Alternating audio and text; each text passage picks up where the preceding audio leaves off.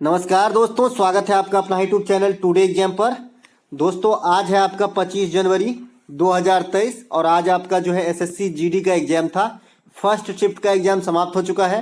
First shift के exam में math और रीजनिंग के सेक्शन से जो भी प्रश्न पूछे गए सभी प्रश्नों के ओरिजिनल डाटा के साथ उपलब्ध हो गया हूँ। दोस्तों इससे पहले हमने जीके और जो हिंदी वाली एनालिसिस की वीडियो होती है वो आप तक प्रोवाइड करा दिया है। साथ ही साथ आज जीके के कुछ टॉपिक ऐड किए गए हैं आपके एग्जाम में, तो ध्यान रखें। जो हम बताए हैं कौन कौन सा टॉपिक देखना है ध्यान से सुनिएगा। तो चलिए दोस्तों शुरू कर लेते हैं। आप लोगों के ही फरमाइश पे जिस प्रकार से हमने मैथ का 2 मास्टर वीडियो प्रोवाइड कराया है, एक वीडियो और लेकर के आऊँगा, लेकिन आज शायद नहीं हो पाए, कल तक जरूर लेके आऊँगा। फिलहाल अभी देख लीजिए 25 तारीख के जो फर्स्ट शिफ्ट में मैथ रीजनिंग का प्रश्न आया है वो कैसा आया है। बहुत ही ईजी आया है, ठीक है। 2 वर्ष में साधारण ब्याज और चक्रवृद्धि ब्याज का अंतर 72 रुपया दे रखा है, मूलधन आपका 5000 रुपया दे रखा है, तो दर क्या होगा। ये कितना इजी हिसाब है। तो डिफरेंस बराबर क्या होता है आपका, डिफरेंस बराबर क्या होता है 2 ईयर के लिए, डिफरेंस बराबर P गुने आर स्क्वायर यानी मूलधन गुने रेट का स्क्वायर और बट्टा 100 का स्क्वायर यानी 2 बार 100। इसी में आपको डाल देना है। यहाँ पे आपका 72 है डिफरेंस, डिफरेंस बराबर 5000 गुना आर स्क्वायर कर लेते हैं और बट्टा 2 बार 100, ठीक है। यहाँ से 3 जीरो कैंसिल हो जाएगा 5000 में से और 5 से 10 भी कैंसिल हो जाएगा 2 से। अब ये क्रॉस गुना हो जाएगा, आर स्क्वायर का वैल्यू 144, तो आर का स्क्वायर आर का वैल्यू हो गया आपका 12% जो है रेट हो जाएगी, ठीक है। 12% रेट हो जाएगी, आपका राइट आंसर हो जाएगा। चलते हैं आगे, ठीक है। अगला एक प्रश्न जो पूछा गया, 10%, 20% और 15% की क्रमिक छूट एकल कितनी होगी। देखिए जब 2 क्रमिक छूट हो, एक X% का और एक Y% का, तो आप पहले 2 के साथ ही ऑपरेशन करें। ऐसा नहीं कि तीनों के साथ एक ही बार ऑपरेशन कर रहे हैं, गलती हो जाएगी। तो 2 के साथ ऑपरेशन करने के लिए क्या है भाई, X + Y - XY/100 है, ठीक है। इतनी प्रतिशत की छूट होती है। तो आपको 20 और 10 30 करना है पहले, और 30 में से 20 गुने 10 मतलब 200/102 घटेगा तो 28, इतना का रिजल्ट आएगा कंक्लूजन। अब इस 28 का जो है इस 15 के साथ सेम प्रक्रिया करेंगे। तो 28 + 15 - 28 गुने 15/100, इतनी प्रतिशत जो है हमारा आंसर होने वाला है। 7 से काटेंगे, 25 से काटेंगे, 3 से काटेंगे, 5 से काटेंगे, 21/5, 28 और 15 38, 8 5 13 43, 43 में से जो है 21/5 को घटाना है। 21/5 का मतलब होता है 5 चौका 20, 1 पर 0 10, 4.2। 43 में से 4.2 घटाएंगे तो 43 में से खाली 4 घटाते तो 39 होता। तो ये 38.8% जो है फाइनल कंक्लूजन हमारा आंसर आ गया है। एक बार फिर से समझिए, 2 आदमी का मतलब 2% रहे तो डायरेक्ट X + Y - XY/100% आपको निकालना है एकल छूट में, ठीक है। तो मैं यहाँ पे पहले इन दोनों के साथ कर लूंगा, लेकिन 3 रहेगा तो पहले 2 को एक साथ करके एक फाइनल निकाल लीजिए, उस फाइनल का तीसरे के साथ रिलेशन स्थापित कीजिए, ठीक है। तो 20 और 10 का पहले मैं ले लिया, और ये भी नहीं कि पहले आप 10 और 15 का ले ले तो गड़बड़ा जाएगा, आग लग जाएगी, ठीक है। ये जैसा लिखा है वैसे ही लेना है। इससे हमारा क्या तात्पर्य है कि 100 में पहले 10% की छूट करे तो 90 हो जाएगा, और आप चाहोगे कि पहले 15% का छूट करे तो भाई 85 ही ना हो जाएगा, तो गड़बड़ हो जाएगा, ठीक है। तो जैसा लिखा है वैसे ही लेना है। तो 10% और 20% का जो मैं रिलेशन इसमें स्थापित किया X + Y - XY/100 से, तो 28 निकला। इस 28 को 15 के साथ रिलेशन स्थापित किया तो 28 + 15 - 28 गुने 15/100, इसे काटा तो 21/5 हो गया। 28 + 15 को जोड़ा तो 43 हो गया, -21/5 का मतलब 4.2 घटाया तो 38.8 हमारा फाइनल जो है छूट आ गया।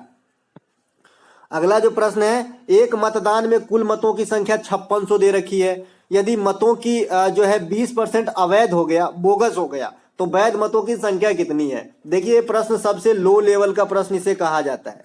अगर आपको मत से प्रश्न पूछा जाता है, अगर सीजीएल वगैरह में या फिर एमटीएस या फिर एलडीसी में भी पूछा जाता है, तो आपको कम से कम 2 मतदाता होते हैं, वो हारते जीतते हैं, फिर उसकी डिफरेंस निकाला जाता है, तो 3 सिलेबी में होता है। लेकिन यहाँ पे एक ही सिलेबी में काम खत्म, बहुत इजी, ठीक है।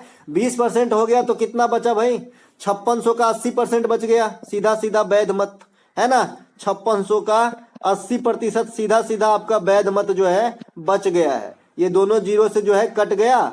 56 गुने 8, 8 6 के 48 के 8, हासिल 4, 8 5 40 और 4 आपका 44 है, वो जीरो बच गया। 4480 वैध मत हो जाएंगे, ठीक है। इसके अलावा एक प्रश्न आपसे पूछा गया था इस प्रकार का रीजनिंग के अंदर कि 34 को 7 लिखा जा रहा है, 12 को 3 लिखा जा रहा है, 43 को क्या लिखा जाएगा। अब देखिए ज्यादा दिमाग लगाओगे तो गड़बड़ा जाओगे रीजनिंग के अंदर। पहले सीधा वाला दिमाग लगाओ, फिर टेढ़ा, फिर और थोड़ा टेढ़ा, फिर पूरा टेढ़ा। तो पहले सबसे सीधा वाला दिमाग, 4 और 3 7, जोड़ दिया दोनों को। फिर यहाँ पे 12 में दोनों अंक को जोड़ दे रहा है, तो 2 1 3, मतलब ये वाला अंक जो है जोड़ दे रहा है। ठीक है, तो अपने को भी ये वाला अंक जोड़ देना है, तो 4 + 3 कर देना है। सिंपली यहाँ पे 7 आ जाएगी। ठीक है, ये देखते ही आना चाहिए था।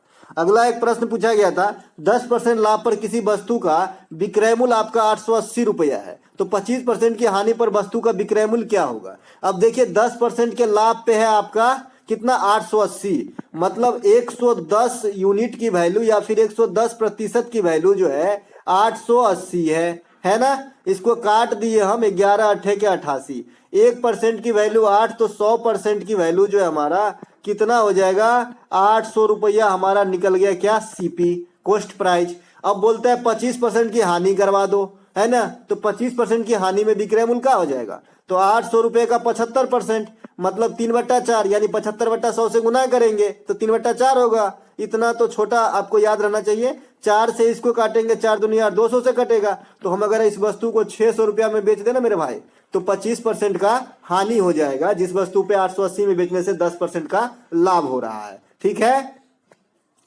अगला प्रश्न पूछा गया था कि 7:30 पर घंटा और मिनट वाली बीच के जो सुई होता है ना, इसके बीच का जो है कोण क्या होता है। तो ठीक है, तो इसका क्या होता है, पहले एक घड़ी बना लीजिए। इसमें देखिए एक घंटा वाला सुई होगा, 7 के मतलब यहाँ पे होगा घंटा वाला, और 30 का मतलब यहाँ पे होगा आपका जो है किस क्या वाला, मिनट वाला। ये बीच का जो कोण है ना, ये आपसे पूछा जा रहा है। बहरहाल मुझे यहाँ पे ज्यादा दिमाग नहीं लगाना है, दिमाग आपको इस पे लगाना है कि जब भी घंटा और मिनट वाली सुई से क्वेश्चन आपका आए, देखिए सर्कल का टोटल मान जो होता है 360 होता है, घड़ी भी सर्कल जैसा होता है, तो 360 डिग्री का कोण होता है, या फिर कोई भी चीज एक चक्कर लगाएंगे ना पूरा, तो 360 का बनेगा। तो आपका जो है 11 गुने मिनट बटा 2 - 30h करना है, आपका ये सूत्र है। ठीक है, इसी में आपको जो है निकाल देना है। तो 11 गुने मिनट का वैल्यू यहाँ पर कितना है, 30 मिनट, तो 11 गुने 30 कर लेते हैं बटा 2, अब माइनस आपका 30 गुने कितना, 7। ठीक है, तो इसको काटेंगे हम 15 मरतबे। ठीक है, 15 गुने 11 अगर करते हैं 150, अब 15 और तो 165, 165 में से 7 या 21 कितना घट, 2 हो गया, 210। ये कभी भी माइनस में नहीं होता है, इसीलिए 165 में से 210 अगर गया तो 210 में से 165 घटा लीजिए, तो कितना बचा, आपका हो जाएगा 35 और 10 45। तो ये 45 डिग्री का कोण जो है आपका क्रिएट करेगा। ठीक है, कितना डिग्री का कोण क्रिएट करेगा, तो 45 डिग्री का कोण जो है ये क्रिएट करेगा। आपके ऑप्शन में या तो 45 हो सकता है, या फिर 360 में से 45 घटा दीजिए, ये भी ऑप्शन हो सकता है, क्योंकि ये भी तो कोण है, बाह्य कोण।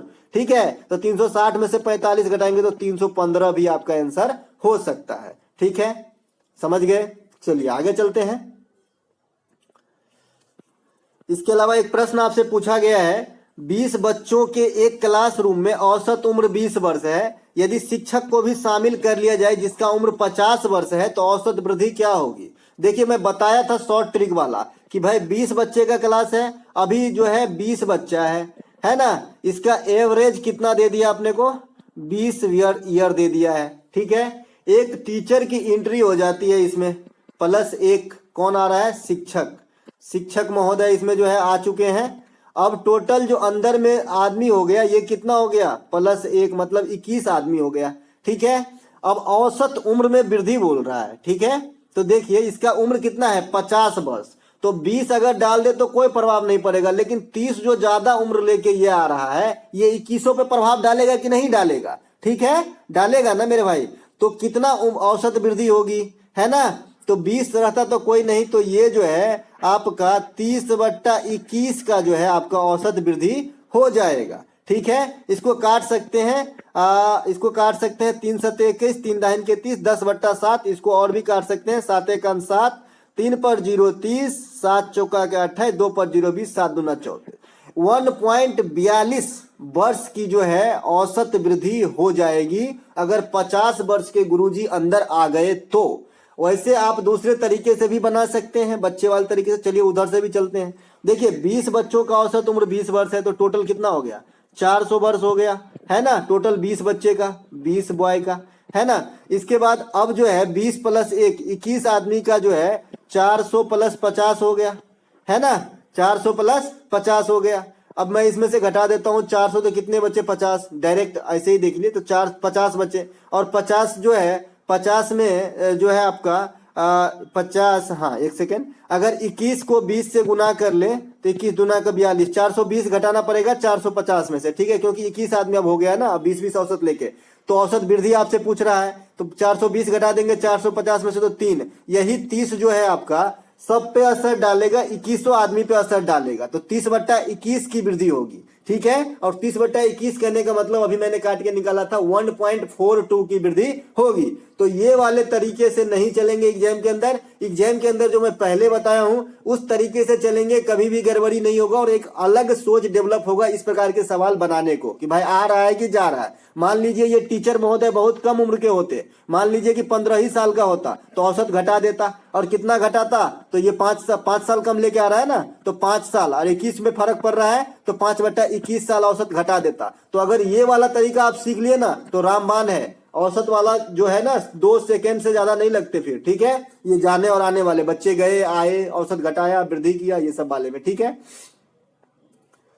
इसके बाद में आपको इसी सवाल में आपसे एक क्वेश्चन पूछा जाता है। मान लीजिए इसी सवाल में आपको सिखाना चाहता हूं, तो सीख लीजिए कि भाई 20 बच्चा था, 20 साल उम्र था, एक टीचर महोदय आए और आपका जो है औसत में 2 वर्ष की वृद्धि हो गई। इस प्रकार की सवाल आता है। फिर टीचर का आपसे एज पूछ रहा है ना। तो भाई टीचर का उम्र कितना होगा? तो 20 साल तो होगा ही होगा, तभी तो औसत बढ़ा है ना, उससे ज्यादा भी होगा। अब आदमी कितने हो गए? 20 और +1 21, और कितना औसत वृद्धि हो गया? तो 2 साल, इस 2 साल से गुना कर देंगे। 21 दूना के 42 और 20, अगर 62 वर्ष का टीचर आ जाए ना तो 2 साल की उम्र औसत बढ़ा देगा इसी हिसाब में। तो आपको प्रैक्टिकल समझ में आना चाहिए, ठीक है। चलते हैं आगे।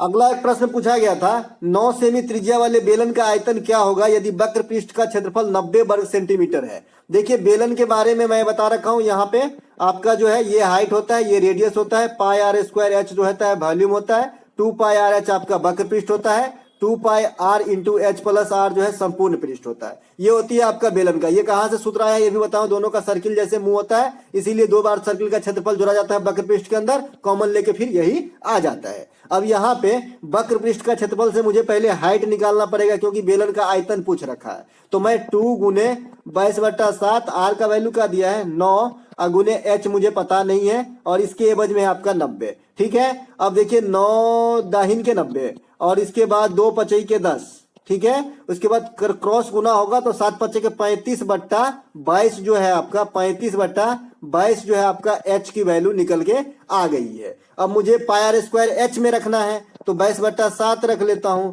r का वैल्यू 9 है, और h का वैल्यू अभी आपने निकाला 35/22, ठीक है। 22 से 22 उड़ गए, 7 से 35 उड़ गए, तो 9 पचे 45 × 5 हमारा आंसर हो गया। और 45 × 5 जी होता है जी 225, ठीक है। 200 और 5 25, तो 225 जो है घन सेंटीमीटर जो है आपका आंसर हो गया। क्योंकि भाई जो आयतन होता है उसे घन में लिखते हैं, और जो क्षेत्रफल होते हैं उसे वर्ग में लिखते हैं। ये भी बात ध्यान रखना है आपको, ठीक है। इसके अलावा एक प्रश्न आपसे ये पूछा नहीं गया था, क्यों पूछा गया होगा, मुझे क्वेश्चन प्राप्त नहीं हो पाए थे ये वाला, ठीक है। मध्यानुपाती और तृतीयानुपाती से मैं अपने मन से रोज आपको बस याद दिलाना चाहता हूं कि इसे भूल मत जाना, नहीं तो आपको 2 नंबर से डिस्ट्रैक्ट कर देगा, ठीक है। अगर तृतीयानुपाती पूछा जाता है फिर भी 2 ही डिजिट होता है, इस बात पे विशेष फोकस करें, फिर भी 2 ही डिजिट होती है। मध्यानुपाती पूछी जाती है फिर भी 2 ही डिजिट होती है। चतुर्थानुपाती पूछा जाता है तो उसमें 4 होते हैं, 3 दिया रहता है, 1 आपको निकालना रहता है।